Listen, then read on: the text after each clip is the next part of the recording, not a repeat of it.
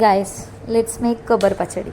టెంపుల్లో కొబ్బరికాయ కొట్టిన తర్వాత మిగిలిపోయిన కొబ్బరికాయ చిప్పలతో కొబ్బరి పచ్చడి చేస్తాం అనమాట. అది కూడా హాస్టల్లో. సో ఫస్ట్ కొబ్బరి చిప్ప నుంచి కొబ్బరి సపరేట్ చేసుకోవాలి. ఇది కొంచెం డిఫికల్ట్ ప్రాసెస్ అనమాట. Be careful with your hands guys. తీసే ప్రాసెస్లో తీయడం తక్కువ, నేను తినడం ఎక్కువ అయిపోయింది అనమాట.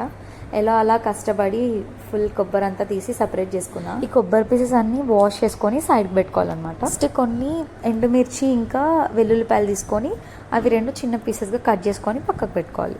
సో ఇవి రెండే మెయిన్ ఇంగ్రీడియంట్స్, అస్సలు స్కిప్ చేయొద్దు. నెక్స్ట్ స్టవ్ మీద ఒక ప్యాన్ పెట్టుకొని అందులో కొంచెం ఆయిల్ వేయాలి. ఆయిల్ కొంచెం హీట్ అయిన తర్వాత జీలకర్ర, వెల్లుల్లిపాయలు ఇంకా ఎండుమిర్చి అన్నీ కలిపి కొంచెం ఫ్రై చేయాలి. సో గార్లిక్ కొంచెం బ్రౌన్ అవుతుంది, లైట్ గోల్డెన్ బ్రౌన్ వస్తుంది అన్నప్పుడు అందులో మనం కొబ్బరి పీసెస్ యాడ్ చేసుకోవాలన్నమాట. దాంతోపాటు మనం కావాలంటే ఇక్కడ కొంచెం పసుపు యాడ్ చేసుకోవచ్చు, బట్ నేను ఇక్కడ యాడ్ చేయలేదు. అండ్ నెక్స్ట్ సాల్ట్ ఇంకా కొంచెం చింతపండు కూడా యాడ్ చేయాలి ఇందులో. ఈ కోకోనట్కి మొత్తం సాల్ట్ బట్టి కొంచెం కలర్ చేంజ్ అయ్యి గోల్డెన్ బ్రౌన్ వచ్చేదాకా మనం దీన్ని ఫ్రై చేస్తూనే ఉండాలి. లైక్ మనం ఒక 10 minutes తర్వాత టేస్ట్ చేస్తే ఆ సాల్ట్ మొత్తం ముక్కకి పట్టాలన్నమాట. అంతవరకు రోస్ట్ చేసుకుంటూనే ఉండాలి. తర్వాత ఈ రోస్ట్ అయిన మిక్స్చర్ మొత్తం మనం మిక్సీ జార్లోకి ట్రాన్స్ఫర్ చేసుకోవాలి. అందులో కొంచెం వాటర్ యాడ్ చేసుకుంటా కొంచెం సేపు గ్రైండ్ చేయాలి.